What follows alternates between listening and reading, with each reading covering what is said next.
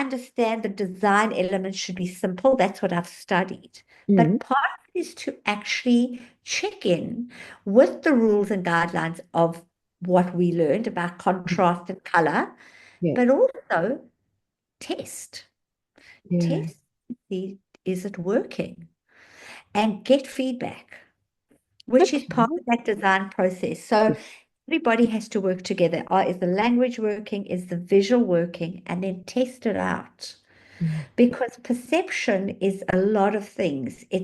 Perception could be that something's flashing and irritates and it stirs some emotional, underlying emotional trauma in a Mhm. person, or it could be that um, they can't read it. So I do believe that the research and part of the design process should be that you have a very strong awareness for web accessibility for all abilities.